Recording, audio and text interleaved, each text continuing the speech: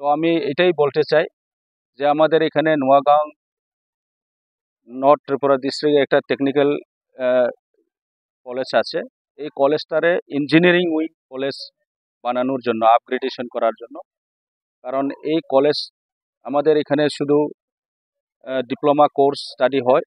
তো engineering wing যদি study মানে করতে পারে, এই সুযোগটা আমরা করতে পারলে আমাদের সবচেয়ে বেস্ট এই যে নর্থ এবং ধলাইয়ের যত আমাদের স্টুডেন্টরা এবং গার্জেনদের পক্ষেও এটা সুবিধা হবে। কারণ আমরা আগরতলাতে গিয়া পড়াশোনা করতে গেলে অনেক সমস্যা আছে। আমাদের পারিবারিক গরিব গরিবের কারণে ফাইন্যান্সিয়াল বিভিন্ন সমস্যা এখানে থাকতে পারে। তো যার কারণে আমরা এখানে যদি এই ব্যবস্থাটা করতে পারলে আমাদের এলাকার সবচেয়ে সুবিধা হবে।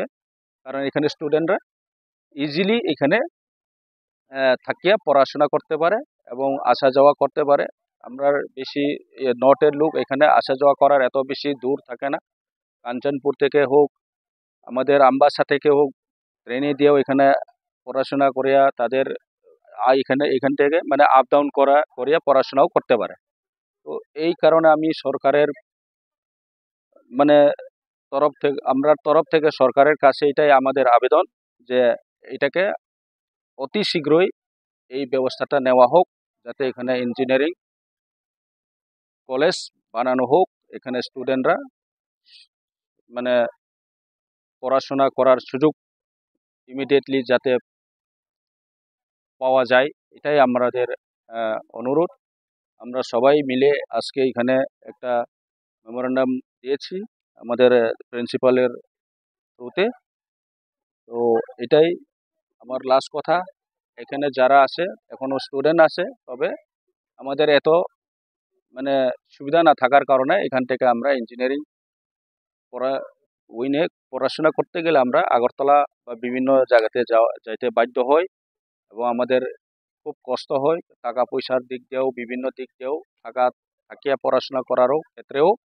এটার কারণে এখানে যদি হইলে আমাদের সবচেয়ে বেস্ট সবার জন্য ভালো হবে। এটাই শেষ কথা।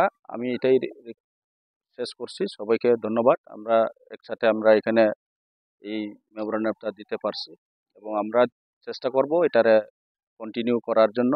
আমরা আগামী দিনে দরকার পড়লে এই ডিমান্ডটারে আরও এগিয়ে নিয়ে যাওয়ার জন্য আমরা চেষ্টা করব এবং সব রিকোয়েস্ট করব সরকারের মহোদয়কে যাতে তাড়াতাড়ি অ্যাকশন নেওয়া হোক। Thank you.